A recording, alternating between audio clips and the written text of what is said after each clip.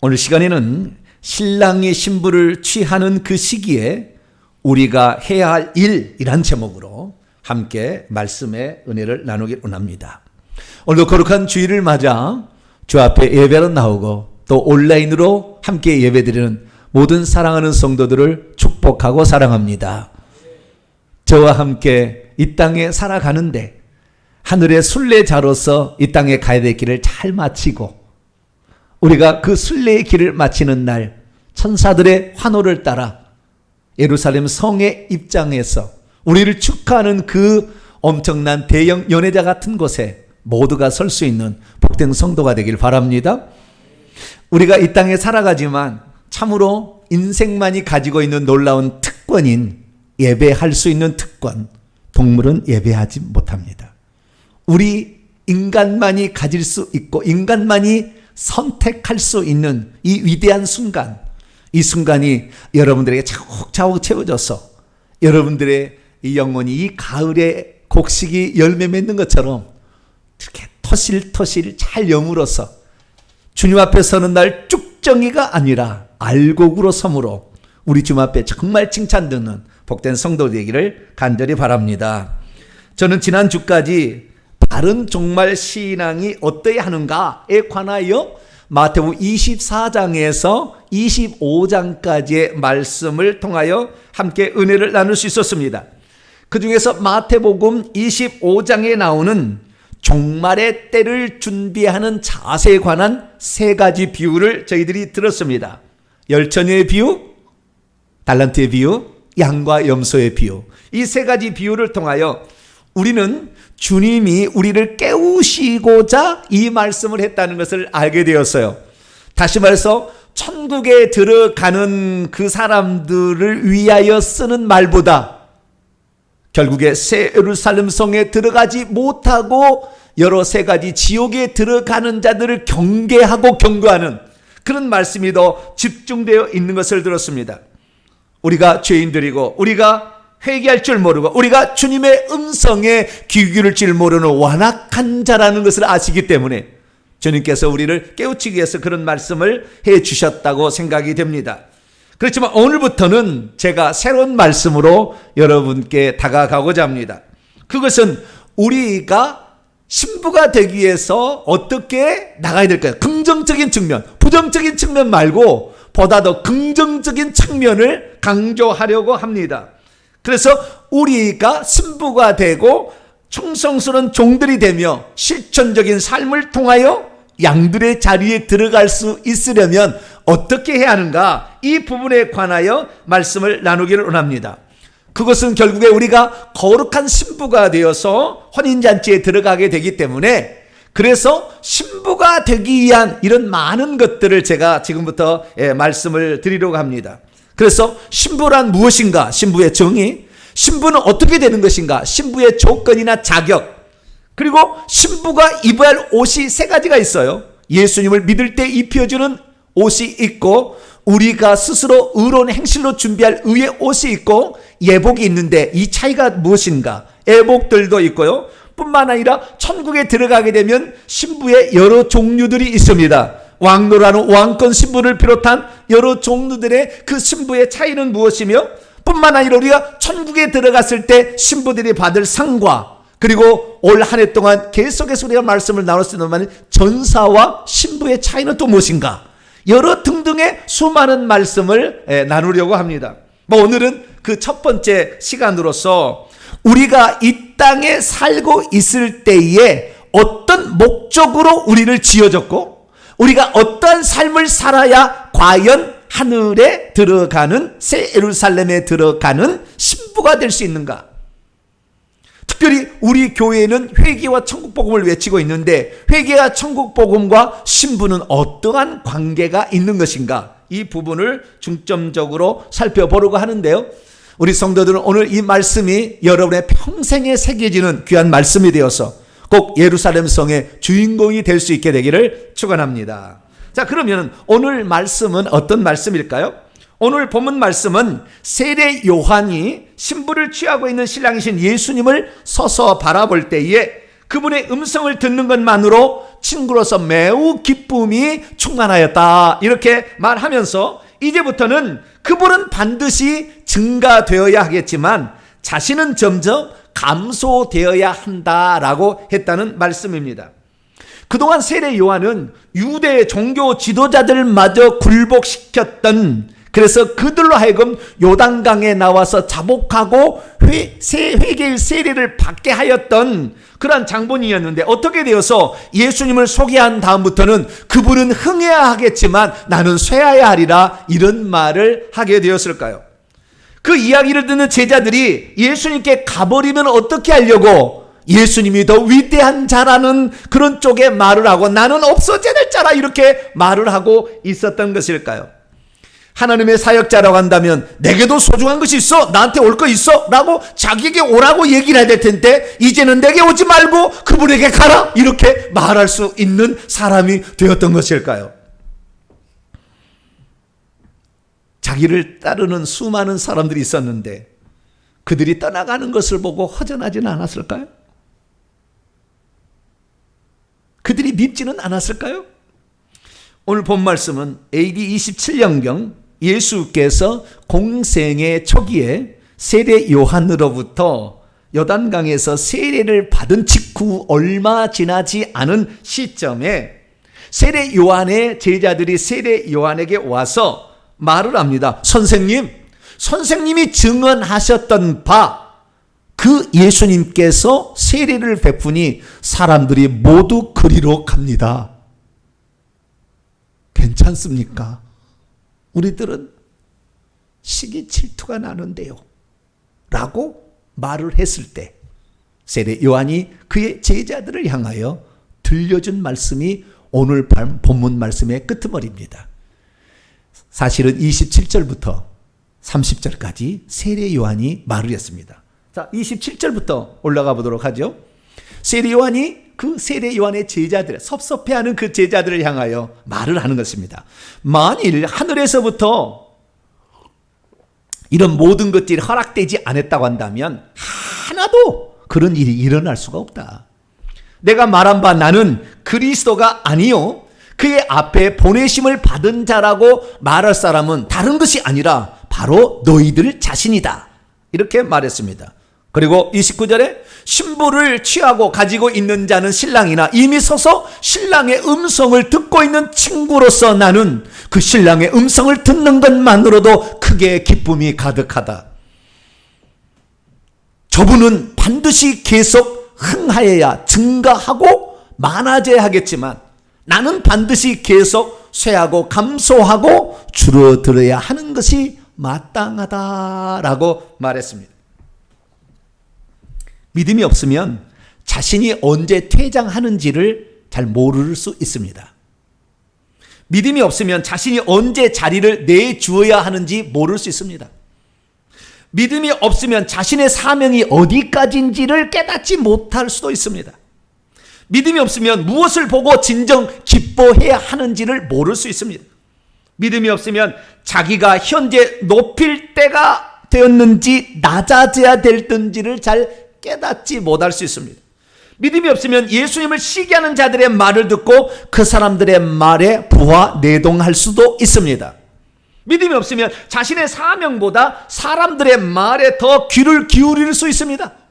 믿음이 없으면 주님이 증가하도록 하지 않고 자기를 더 증가시키려고 할 수 있습니다. 믿음이 없으면 자기가 쇠해지는 것을 싫어합니다.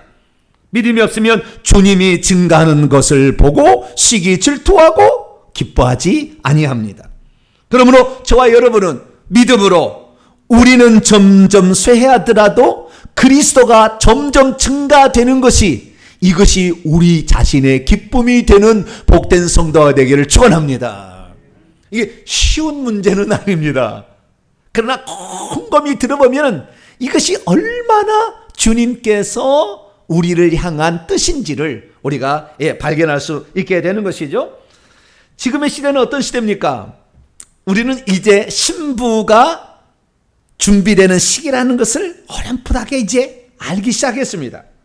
지금의 시기는 어쩌면 예수님께서 문 밖에 서서 재림하기 일보 직전 상황이다, 그렇게 말할 수 있습니다. 왜냐하면 예수님께서 그렇게 말했기 때문이죠. 종말의 때가 되면, 주님이 오실 때가 되면 어떤 징조가 있사오리까? 무화과 나무의 비유를 들어보라. 그것에 무화과 나무의 가지가 연하해지고 잎사귀를 낸다면 여름 썸머가 가까운 줄을 알게 되는 것처럼, 이와 같이 너희도 이 모든 일을 보거든 인자가 가까이 곧 문 앞에 이르렀다는 것을 반드시 알라, 이렇게 말했습니다. 죽었던 무화과 나무가 1948년 5월 14일에 꽃을 피웠습니다. 무화과 나무는 구약 성경의 예레미야 24장을 비롯한 많은 것을 보면 전부 이스라엘 민족, 유다 민족을 지칭하는, 유다 나라를 지칭하는 말이에요. 그렇기 때문에 이스라엘 민족이 AD 70년에 멸망을 받았지만 이 무화과 나무가 다시 싹을 내는 독립했던 1948년 이후로는 주님이 문 앞에 재림하려고 있는 코 앞에 있다라고 주님이 말씀하셨기 때문이죠.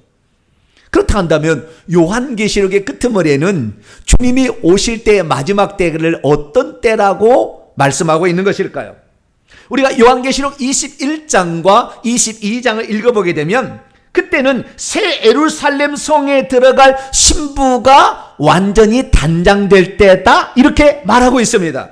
다시 말해서 신부들을 위한 거처, 곧 새 예루살렘 성이 하늘에 다 준비될 때에 주님께서 오신다라고 말씀하고 있다는 것이죠. 그렇기 때문에 저와 여러분은 어찌하든지 신부 단장을 잘하여서 주님이 오라고 하실 때에 기름등불 들고 쏙 들어가는 복된 성도가 되기를 간절히 바랍니다.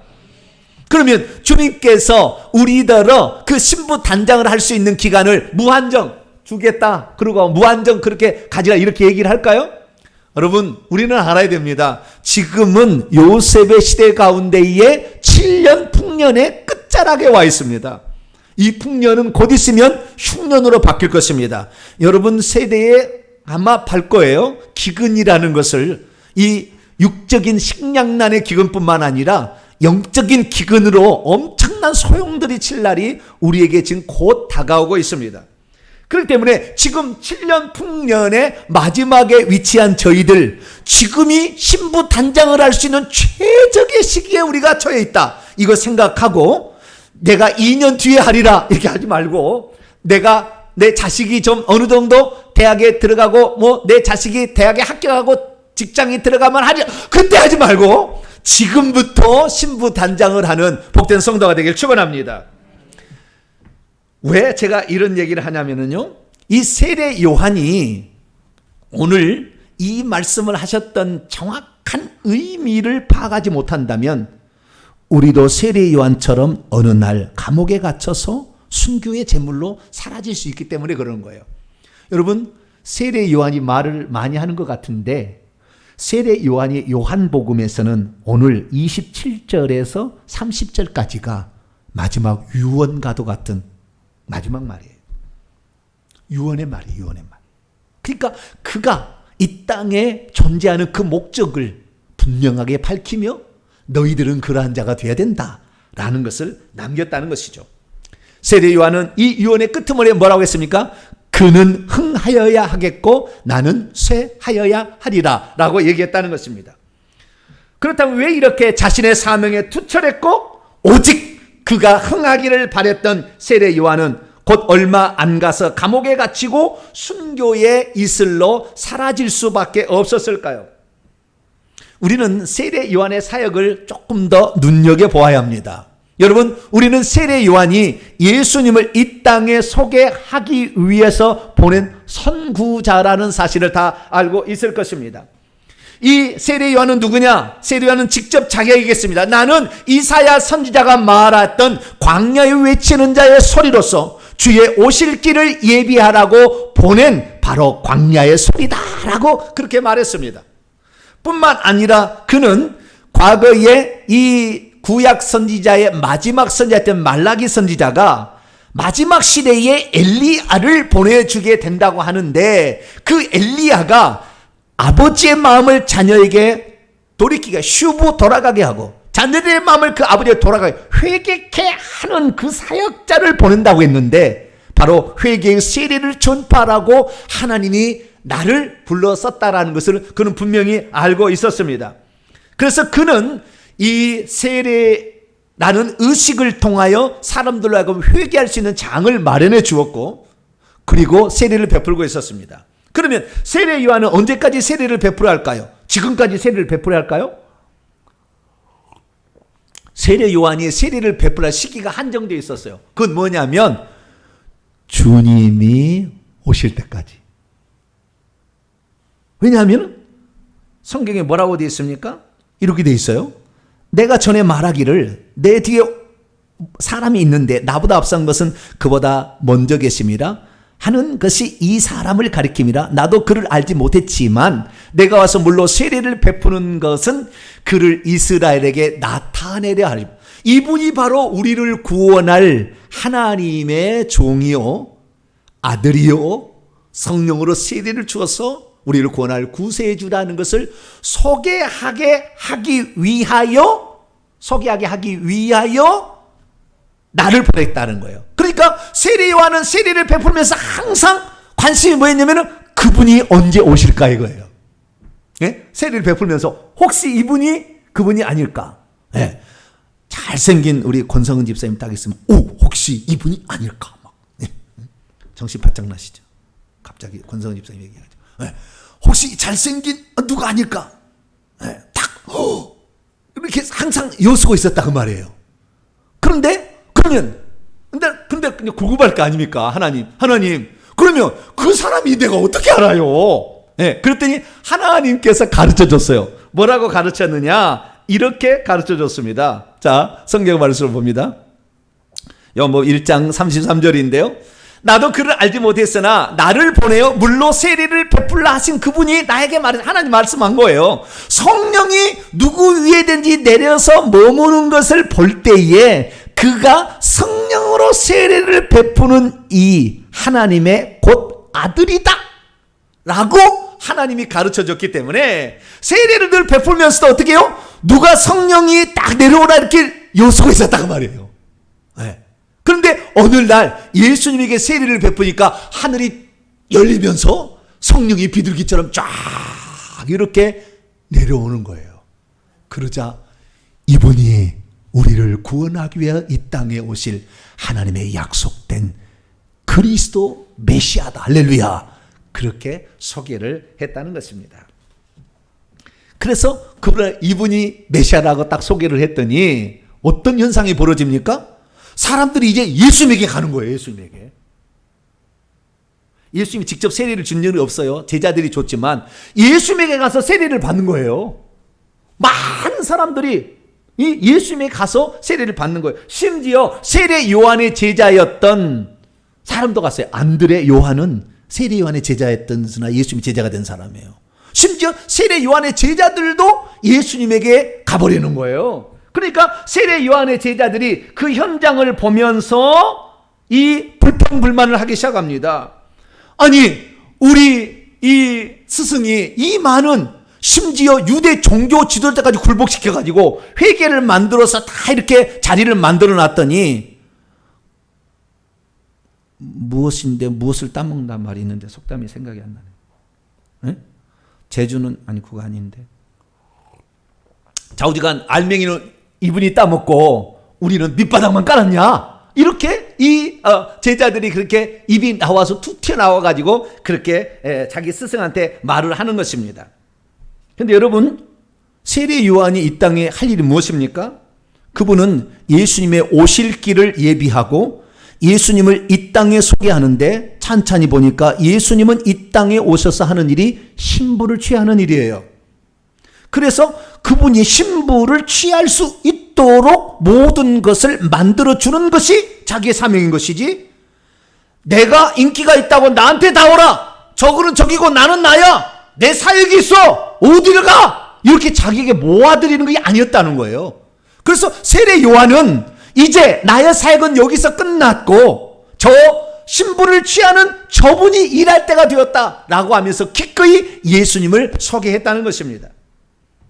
그런데도 제자들은 계속해서 불평불만을 하게 되니까 결국에 세례 요한은 감옥에 갇히게 되고 세례 요한은 순교의 이슬로 사라지게 되었습니다.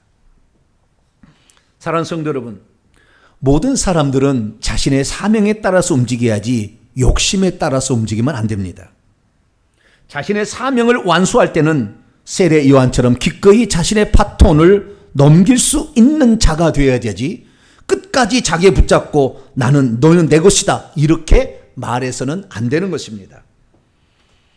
이 세례 요한이 외쳤던 그는 흥하여 하겠고 나는 쇠하여 하리라, 이것은 뭐냐면 세례 요한은 정확히 자신의 사명이 어디에 있다는 것을 알아보았다는 거예요. 신랑이 오셨으니 신부를 취하는 신랑의 사역이 증가되어야 되는 것이지 세례 주는 사역이 증가되는 것은 아니라는 것을 그는 알았다는 것이죠. 그래서 그가 이 땅에 존재하는 목적은 신랑이 신부를 취할 수 있도록 여건을 마련해 준 것, 다시 말해서 신랑이 신부를 취할 수 있도록 신부가 더 많이 산출되도록 하는 일이 그의 사명이었다는 것입니다.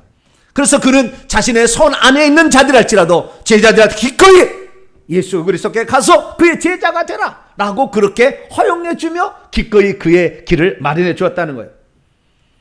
그래서 자기는 이 그리스도가 이 땅에 드러나서 이제 구원사역, 신부를 취하는 사역을 펼치는 것을 지켜보는 친부로서 나는 그 기쁨이 충만하다 이렇게 말했다는 것입니다.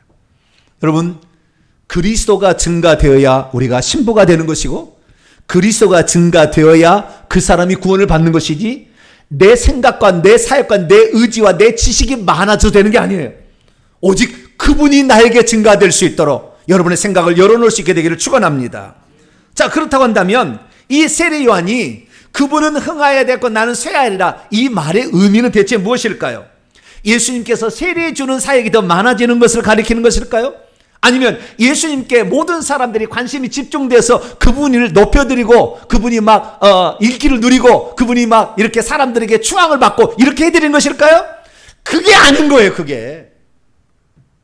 그분이 진정 이 땅에서 이루시고자 하는 신부를 취하는 사역이 될 수 있도록 하는 것이지, 그러니까 그분은 하나님의 일을 하러 이 땅에 온 것이지 자기의 일을 한 게 아니라고요. 하나님의 일에 초점을 맞춰서 나의 그 역할을 잘 살펴봐야 된다는 것이죠. 그런데 이것을 잘 모르게 되면 결국에 우리가 행하는 모든 사역도 어느 날 중단될 것입니다. 세례 요한이 감옥에 갇혀 그 일이 중단되었던 것처럼 우리의 일도 언젠가는 중단될 수가 있습니다. 하나님이 원하시는 그 일이 아니라고 한다면. 그렇다면 그분이 증가되어야 한다는 이 말의 본뜻은 무엇일까요? 자, 증가된다고 하는 이 단어를 살펴보면은 아우크사노라는 그런 단어입니다. 헬라어로. 아우크사노라는 단어는 크게 두 가지 의미가 있습니다. 하나는 자라다, 성장하다라는 의미가 있습니다. 자라다, 성장하다는 것은 들의 백합화를 보라. 들의 백합화가 어떻게 자라는가 보라. 그때 그 자라다는 똑같은 단어 아우크사노예요. 그래서 식물이 자라듯 어린아이가 키가 자라듯 자라가는 거, 너희가 하나님을 아는 지식에서 자라가라. 그때 그 단어가 그 단어예요.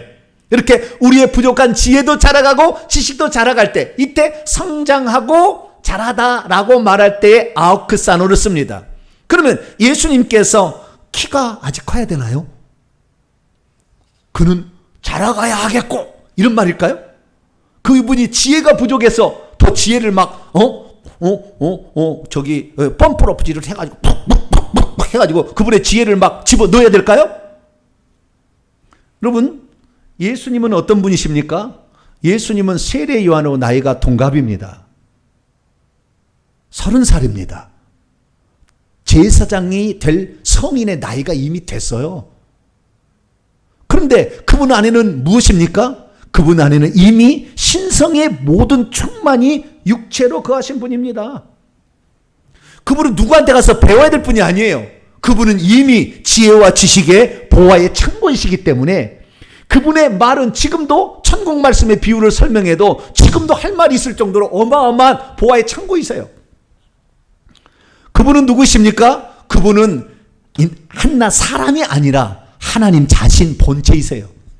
우리를 위해서 죄를 속량하려면 피 흘려야 되는데 하나님은 피를 흘릴 수 없으니까 피 흘리기 위해서 사람의 육체를 입고 종의 형체를 가져 낮추시고 죽기까지 자기를 복종하신 것이지, 그분은 뭔가 부족함이 있는 게 아니라고. 그러니까 그분이 자라가야 할 것은 없어요 지금. 그러니까 첫 번째 의미, 아우크사노에 관한 첫 번째 의미는 아니라는 것입니다. 그러면 두 번째 의미가 있는데, 이 두 번째 의미는 뭐냐면은 늘어나다, 그 다음에 불어나다, 증가하다, 어쩌면 많아지다, 이런 뜻이 두 번째의 아우크사노의 뜻입니다. 그래서 우리는 그러면은 예수님께서 증가되어야 되고 많아져야 되고 불어난다는 것은 대체 무엇입니까? 예수님께서 음식을 많이 드셔가지고 80kg, 100kg로 불어나는 것일까요? 그건 아니겠죠. 그렇기 때문에 우리가 정확히 알아야 돼요. 이것은 이 세례 요한의 말 속에 들어있으니 신부를 가지고 있는, 신부를 취하는 자는 신랑이라는 말 속에 답이 들어있었던 거예요. 다시 말해서 그리스도의 몸된 교회인 신부가 늘어나는 것이 그리스도가 증가되는 일이었던 것이었습니다. 그래서 우리가 이 세상에 살아가야 존재하는 목적, 회개와 천국 복음을 이 땅에 전해야 될 목적은 뭐냐? 신부가 많이 증가되도록 하는 일을 위하여 우리가 존재할 필요가 있다는 것을 성경이 우리에게 말해주고 있다는 것입니다. 그분의 몸인 신부들이 증가되는 것, 그것이 바로 그리스도가 증가되는 것이라고 세례 요한이 우리에게 말해주고 있다는 것입니다.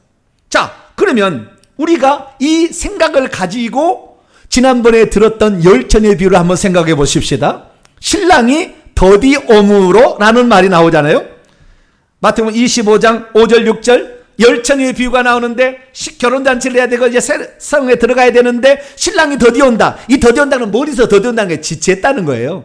그러면 왜 신랑이 지체했습니까? 한 사람이라도 더 많이 신부가 와서 대기하도록. 한 번의 결혼잔치지 두 번 결혼잔치가 아니니까 더 많은 사람이 와서 신부로 준비되어서 기름등불 들고 준비해서 우주적인 한꺼번에 결혼이죠. 왜? 첫사람 아담으로 말미암아 하와를 통해서 사람이 나왔듯이 이제는 그리스도로 말미암아 새로운 사람이 우주적인 결혼을 하게 될 텐데, 그때 더 많은 사람이 그리스도의 신부로 참여하기 위해서 예수 그리스도는 지체하고 지체하다 이천이 된 거예요. 그래서 그리스도의 신부가 증가되는 것이 바로 하나님의 뜻이고 예수님이 이 땅에 오신 목적이고, 그것이 세례 요한이 그 일을 할 수 있도록 자신의 사명을 충실하는 것, 이것이 그의 사명이었다는 것을 우리는 알 수가 있다는 것이죠. 사랑하는 성도 여러분, 우리는 그리스도가 증가되는 것이 그리스도가 또 다른 그리스도를 만드는 줄 생각하는데 그게 아니라 그리스도가 한 몸을 이룰 당신의 신부를, 거룩한 신부를 취할 수 있도록 신부가 되고 신부가 만드는 일을 그리스도가 증가된다는 것으로 확실히 믿으시고, 여러분이 신부가 되시고 또 다른 사람이 신부가 될 수 있도록 협조하는 사람이 되기를 축원합니다.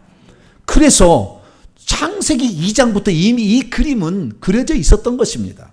창세기 2장의 22절 말씀 이하를 보면 여호와 하나님께서 첫사람 아담을 깊이 잠들게 하시고 그의 갈빗대로 여자를 이샤를 만들었어요. 그리고 그녀를 아담에게로 이렇게 가게 이렇게 몰았어요. 이렇게 안 가려고 하는데 막 가게. 왜? 처음 만남이잖아요. 아가씨가 총각을 처음 만나는 거잖아요. 마음이 설레요, 안 설레요? 벌써 떨림이 다 사라져 버렸어요. 네? 설레 사라져.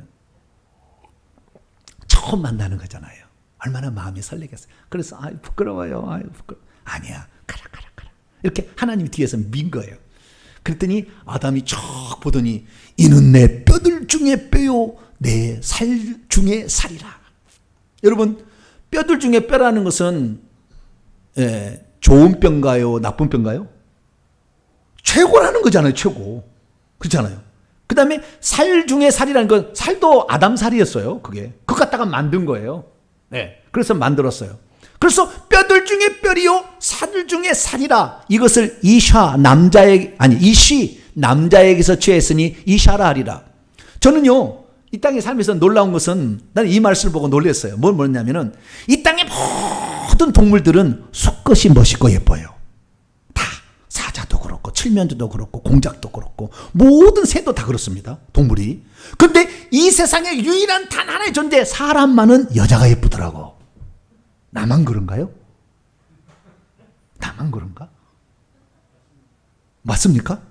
희한해. 여자가 예뻐요. 여자가 예뻐. 네. 저는 우리 집사람이 지금도 예뻐요. 할렐루야. 네. 지금도 예뻐. 네. 맨날 곁에 두고 예뻐요. 예, 곁에 두고. 네. 예뻤어. 왜 그렇습니까? 이게 하나님의 창조의 법칙인 거예요. 여자가 예쁘게 돼 있어요. 여자가 예뻐. 그래가지고 뼈들 중에 뼈리요 살 중에 살이라 했는데 이 시로부터 나와서 이샤라고 비슷비슷해요. 너는 나의 분깃이다. 너는 나의 또 다른 나다. 이렇게 얘기하면서 그때 얘기하면서 이 24절에 뭐라 하냐면 한 남자가 그의 부모, 이건 하나님이죠. 그의 부모를 떠나 자기의 아내와 결합하여 이 악교풀로 딱 붙이는 거예요. 악교풀로 딱 붙어요. 그래서 이 사람이 행복한 사람은 부부가 딱 붙어 있으면 행복한 것이고요. 부부가 떨어져 있으면 안 행복한 겁니다. 네. 딱 붙어서 둘이 한 몸을, 두 몸이 아니고 한 몸이 되는 거예요. 그러니까 우리 주님께서는 지금 과거에 이런 말 했잖아요. 이 아담이 혼자 사는 것이 좋지 못하니 내가 그를 위하여 돕는 배필 짝을 지으리라. 이것이 하나님의 마음을 얘기한 거라고요. 하나님은 스스로 계셔도 절대 외롭지 않을 뿐이요. 그런데 자기 마음을 어떤 마음을 품었다는 거예요. 그래서 나의 짝을 만들어서 이 좋은 천국에 가서 살게 하겠다. 그 계획을 세운 것입니다. 그래가지고 이 땅에 천사 말고 오직 사람만 천국의 신부로 취하기 위해서 마음의 계획을 세웠어요. 그래가지고 그 신부를 취하는데 한 사람이라도 더 많이 준비해서 오라고 그 지체함으로 말미암아 재림이 늦어진 거예요. 그니 우리를 위해서 아마 1년 전에 왔다면 혹시 못 들어갈 수 있었을 텐데 이 말씀을 듣고 여러분 들어갈 준비가 되어서 여러분 신부가 될 수 있기를 축원합니다. 그래서 좀 늦어진 거예요. 그래서 우리가 지금 이렇게 왔는데요. 주님께서 그래서 둘이 아니라 한 몸이다. 그러니까 한 몸 된 자를 데려가는데 너무 더러우면 못 데려가는 거예요.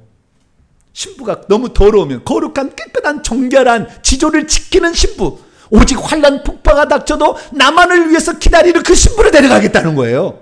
그래서 우리가 이 땅에 환난 폭파가 닥쳐도 어떻게 신부가 될 것인가 앞으로 조건들을 잘 보시고 여러분들은 그 신랑이 기뻐하는 신부가 될 수 있게 되기를 축원합니다. 그러면서 말하기를 나는 내 신부가 되었던 자가 한 사람이라도 떨어져 나가는 것을 나는 가장 마음 아프게 생각한다. 나를 믿고 신부가 되려고 들어왔는데 예수 믿었는데 한 사람이라도 떨어지는 것을 나는 너무 마음 아프다. 이거예요. 이것을 주님께서 이 창세기 2장 24절을 인용하시면서 얘기하셨는데 한마디를 더 추가하셨어요. 마태복음 19장 6절에 둘이 한 몸을 이룰지니라 말 다음이에요. 그런즉 그들은 더 이상 둘이 아니라 오히려 한 몸이니 그러므로 하나님이 짝 지어준 것을 사람이 절대 갈라놓지 말고 있어야 한다. 그러니까 주님은 예수 그리스도를 믿고 하나님의 신부가 되기 위해서 온 미련한 처녀가 떨어져 나가는 것을 너무 마음 아프게 생각한다는 걸 아셔야 돼요. 여러분들은 주님의 마음을 흡족하게 해드리는데 그것은 신부가 되어드리는 겁니다. 기왕 여러분이 왔다면 그때 주님의 임재로부터 떠나서 나는 너를 도무지 못한다고 말할 수밖에 없는 그런 상황에 처하지 마시고 여러분들은 꼭 그분의 신부가 되어서 그분이 이 땅에 더 증가되는 일에 협조할 수 있는 저와 여러분 되시기를 간절히 바랍니다. 자, 그러면 우리가 어떻게 하면 그리스도가 증가되도록, 다시 말해서 신부가 더 많이 산출될 수 있도록 할 수 있을까요? 두 가지 방법이 오늘 본문 말씀에 제시가 되고 있는데 한 가지 방법은 소극적인 방법이고 한 가지 방법은 적극적인 방법입니다. 소극적인 방법은 뭐냐? 이 소극적이라는 것은 그분의 신부가 더 많이 탄생할 수 있다고 한다면 자신의 사역이 아무리 귀하다 할지라도 그것을 내려놓고 주님의 신부가 더 많이 산출될 수 있도록 자기 자신을 내어드릴 수 있는 것, 이것이 바로 소극적인 방법입니다. 다시 말해서 나보다 훨씬 더 뛰어나게 신부 사역을 감당할 수 있는 자가 나온다면 자기가 지금까지 수고하고 노력했던 것이 있다 할지라도 다음 사역자가 그 사역을 더 감당할 수 있도록 기꺼이 그를 축복하고 그에게 그 자리를 내어줄 수 있는 것, 이것이 바로 소극적인 방법이에요. 우리가 모든 것을 다 독점할 수는 없습니다.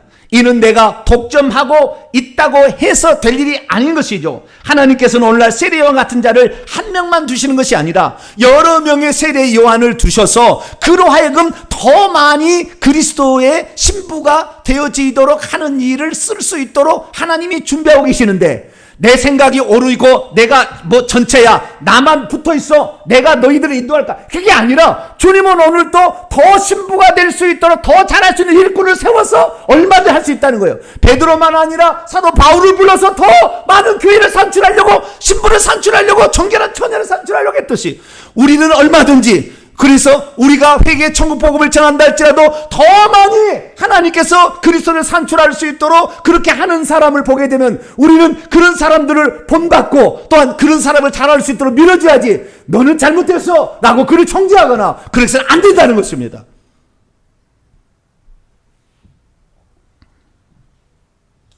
우리가 지난 바른 종말 신앙에 관한 말씀을 통해서 참 하나님은 우리가 때를 따라 은혜를 주시는데, 천국에 들어간다는, 우리가 회개 천국 복음 외쳤잖아요. 근데 우리는 작년에부터 이 엄청난 많은 은혜를 받아가지고 회개의 한쪽 날개를 찾았어요. 저주로부터 이 귀신이 장악하고 있었던 거, 조상들부터 이것을 몰랐어요, 과거에. 근데 이것을 확실히 깨달아서 회개를 함으로 말미암아 저주가 떠나서 건강을 되찾고 재산을 되찾는 일이, 자식이 잘 되는 일이 벌어지고 있는 것이죠. 뿐만 아니라 이번에 바른 종말 신앙이라는 강의를 통해서 알 수 있게 된 것은, 천국이라는 것은 새 예루살렘 성이다. 새 예루살렘 성 안에 들어가는 것이 천국에 들어가는 것이지, 성 밖에 남겨진 것은 지옥이다 라는 사실을 우리는 분명히 알게 되었습니다. 그렇기 때문에 새 예루살렘 성에 들어가도록 신부들을 많이 만드는 것이 결국에 회개 천국 복음의 궁극적인 목적이 돼야지, 신부를 만들다고, 어느 쪽에서 신부를 만든다고 하는 사역을 보고 틀렸어, 회개 천국 복음이 진짜야, 이리 와, 그게 아니라 어떤 사역이 됐든 간에 하나님께서, 예수 그리스도께서 이 땅에 오셔서 하고자 하는 그 일을 어떤 사역을 통해서라도 그 사역을 밀어드릴 수 있고, 뿐만 아니라 더 좋은 사역을 감당하겠다면 배울 수 있어야 되는 것이고, 또한 내 것을 내려놓을 수 있어야 되는 것이지, 오직 세례 요한 세례 주는 거 이리 와야 돼, 예수께 가지마, 내 사역이 어떤 사역인데 내 사역을 누가 방해, 이렇게 해서는 안 된다는 것입니다. 여러분의 생각을 플렉시블하게 유연성 있게 가져서 주님께서 하시는 그 사역이 무엇인지를 눈 똑 뜨고 쳐다보시고 그 사역을 위해서 회개의 천국 복음도 쓰여지는 복된 사역이 될 수 있게 되기를 축원합니다. 두 번째는 적극적인 방법이에요. 적극적인 방법은 신부를 취하는 적극적인 방법인데, 이것은 예수님께서 하신 방식을 따라가는 겁니다. 그것은 세례 요한이 아니라 사도 요한이 말했으로 추정되는 34절에 요 다음 구절에 나와요. 예수님이 하던 방식을 따라가는 것인데요, 하나님이 보내셨던, 파송했던 이는 예수 그리스도죠. 하나님의 말씀을 말한다는 겁니다. 그렇게 할 수 있도록 하나님이 또한 성령을 한량없이 제한 없이 주신다는 거예요. 다시 말해서 우리가 거룩한 신부를 취할 수 있도록 이 땅에 파송받았던 예수 그리스도께서 하나님의 말씀을 정확히 말함으로 신부를 만들고, 성령을 한없이 공급받아서 신부를 만들었던 것처럼, 오늘 우리들도 하나님의 말씀을 정확히 받아야만이 신부를 만들 수 있다는 거예요.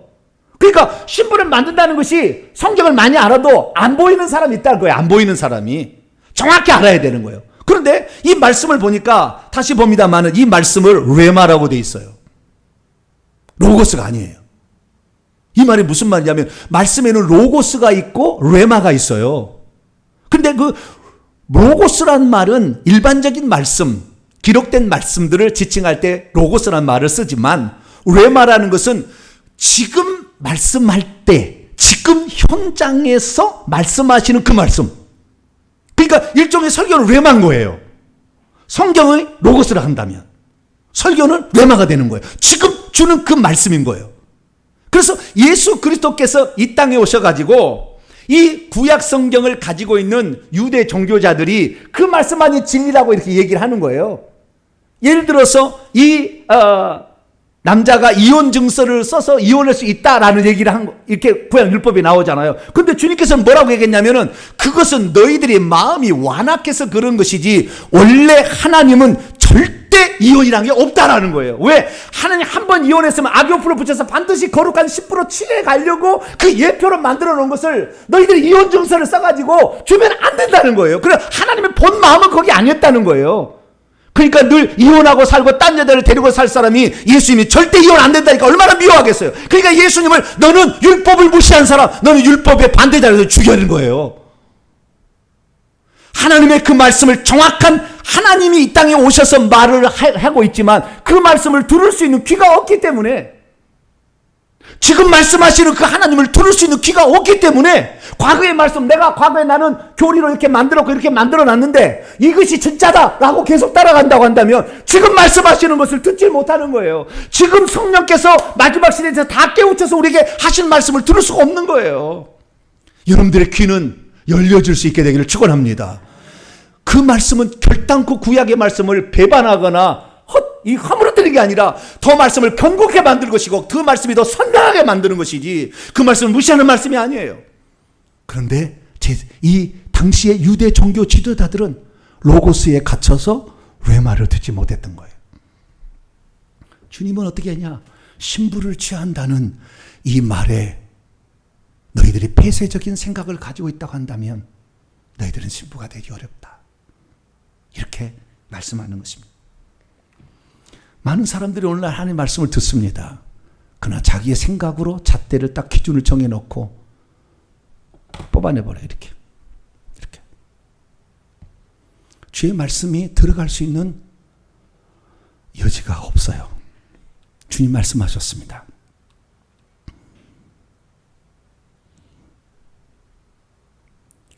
나도 너희가 유대인들을 향하여 하는 말이에요. 아브라함이 자손인 줄 알고 있다. 그러나 내 말이 지금 내가 하는 이 뢰마가 너희 안에 들어갈 곳이 없기 때문에 너희들은 나를 죽이려고 한다. 너희들은 들은 것을 공부한 것을 말하지만 나는 직접 보고 말하는 거니 누가 더 맞겠느냐. 너희는 너희 아비가 말하고 있다 하지만 너희 아비는 사실 요한복음 8장 44절에 가면 너희 아비는 마귀라고 나중에 얘기해요. 마귀가 교묘하게 속여서 너희들 하여금 외식하는 자가 만들고 형식적으로 만들고 의식만 만들 뿐이지 실제 성령의 인도를 받지 않기 때문에 그 말씀의 뜻을 모르고 규정만을 만들어가고 있다. 네가 만약 진정 하나님을 진짜 섬기는 아브라함이었다 한다면 내가 아브라함에게 나타났던 요 하나님이라는 것을 알게 될 것이고 내 스스로 있는 자라는 그 아브라함의 그 만났던 그분을 너희는 이렇게 나를 대적해 죽이려고 하지는 않을 것이다. 나는 아버지께 들은 진리를 너희에게 이렇게 전하려고 하는데 이 진리의 말씀을 들을 수 있는 귀가 없다. 오늘날의 수많은 사람들은 은혜의 복음을 들으려고 하지 진리의 말씀을 들으려고 하지 않아요. 은혜의 복음 무엇입니까? 유대인들 할례를 받으면 아브라함의 자손이 천국 간다는 거예요. 오늘날 예수만 믿으면 너도 하나님 자녀고 천국 간다는 거예요. 은혜죠. 은혜죠. 용서 다 해준다 다 한다. 그러나 그게 아닌 거예요. 어떻게 더럽혀진 신부를 다른 외간 남자를 만나서 우상 숭배하고 있는 자를 자기 아내라고 결혼식 하겠냐면 하나님이 만호를 여김을 받겠습니까? 안 되는 거예요. 말은 좋아요. 예수 믿으면 천국 간다. 좋죠. 은혜의 복음이에요. 할례만 받으면 유대인이다. 은혜의 복음이에요. 그러나 그게 아니라는 거예요. 진리의 말씀을 내가 너희에게 말하거늘 정확한 뜻을 알려주는데 왜 그것을 깨닫지 못하고 나를 율법 배반자라고 나를 죽이라 하느냐. 주님께서 그렇게 말씀하는 것입니다. 사랑하는 성도 여러분, 주의 말씀이 여러분 안에 거하지 못하도록 과거의 기준으로 여러분을 꽉 막고 있는 그것을 내려놓으시기를 바랍니다. 세례요한은 기꺼이 그것을 내려놓고 그분은 증가되어야겠지만 나는 없어져야 된다. 내 생각이 없어져야 되고 그분의 생각과 그분의 뜻이 이루어져야 된다고 기꺼이 자기 자신을 내놓았기 때문에 세례요한은 하늘에서도 빛난 왕권 신부로서 참여하게 된 것입니다. 사랑하는 성도 여러분, 그러나 우리가 하나님 말씀을 대할 때 무조건 레마 말씀이라고 따라갈 것이 아니라 그 레마 말씀이 과연 성경의 원리에 합당한 건지를 우리는 늘 분별해야 합니다. 왜냐하면 말세가 되면 거짓 선지자들이 일어나 택하신 자들도 미혹한다고 그랬어요. 사도 바울은 후일에 어떤 사람이 믿음에서 떠나 미혹하는 영과 귀신들의 가르침을 따라갈 수도 있다고 말했습니다. 그들은 늘 외식할 거예요. 그리고 거짓말을 진리가 아닌 것을 말할 겁니다. 사도 요한은 요한일서 4장 1절에 영을 다 믿지 말고 오직 영들이 하나님께 속하여 있나 늘 분별해야 된다. 왜? 많은 거짓 선자들이 일어났기 때문이라. 여러분, 지금은 더 많은 것이 공개되었기 때문에 엄청난 말씀이 있지만 이것을 넘어뜨리기 위해서 더 악한 영들이 지금 공격하고 있다는 걸 아셔야 돼요. 그래서 정신 차리고 듣지 않으면 잠깐 잘못해버리면 귀신이 보여준 것이 진짜인 줄 알고 따라가게 되고 귀신이 들려준 것을 진짜인 줄 알고 따라갈 수도 있으니, 그래서 예수님께서 성령 충만을 받아라. 성령은 진리의 영이다. 진리만을 말할 거다. 할렐루야. 그래서 성령 충만을 한없이 제한 없이 예수님에게 파이프로 공급해 주니까 예수님 말씀은 단 한마디로 틀린 말이 안 나온다 그거예요. 오늘날 우리가 주의 종들이, 말씀을 증거하는 종들이, 우리가 깨닫는 종들이 더 성령의 충만함을 사모하고 그분의 성령을 공급받아야만이 이 거짓 것을 분별하면서 이 마지막 시대의 신부가 될 수 있는데, 우리 성도들은 거짓 것을 분별하며 지금도 말씀하시는 성령의 음성, 과거의 말씀을 깨닫지 못했던 것을 더 밝히 선명하게 가르쳐 줘서 우리로 하여금 신부가 되라고 요청하시는 그 하나님의 음성을 들을 수 있는 복된 성도가 되기를 바랍니다. 그렇기 때문에 우리가 이 세상에 살아가는 목적은 뭐냐? 그리스도의 신부가 되는 것입니다. 그리고 그리스도가 신부가 될 수 있도록 다른 사람에게 도와주는 것입니다. 너도 그리스도의 신부가 되어라. 주님이 오늘 지체하고 있는 것은 너도 그리스도의 신부가 되기를 하나님의 마음이 있기 때문이다. 그렇게 그들에게 말할 수 있기를 바랍니다. 그래서 내가 가지고 있는 지금까지 실력이 전체라고 내 안에 머물러 있으라고 그렇게 고집할 것이 아니라 기꺼이 그리스도의 신부가 되는 일이 있다고 한다면 우리 생각을 더 내려놓고 그분의 생각이, 그분의 목표가, 그분의 바람이 나의 소원이 되고 내가 그 소원을 이루기 위해서 하나리 미랄이 되는 것을 기쁨으로 알아서 그는 흥하지만 나는 쇠하는 것이 나의 기쁨이라 말했던 세례 요한을 본받아 우리 성도들 모두가 다 이 신부가 되고 신부를 만드는 사역에 동참하는 복된 성도가 되기를 간절히 바랍니다. 거룩하신 하나님 감사합니다. 오늘 수많은 사람들이 또 옛 생각에 갇혀서 하나님이 지금 시대 마지막에 예루살렘 성에 들어갈 신부를 뽑는 이때에 무슨 신부 사역이냐 이렇게 말하며 외면함으로 하나님께서 지금 말씀하시는 음성에 귀를 기울이지 못하는 자들이 있습니다. 주여, 저희들은 지금 말씀하시는 성령의 음성에 귀를 기울이며 영적 분별력을 통하여 가짜를 분별해서 주님의 거룩한 신부들이 되고 신부들을 돕는 사에게 최선을 다할 수 있도록 도와주옵소서. 우리 주 예수 그리스도의 이름으로 기도하옵나이다.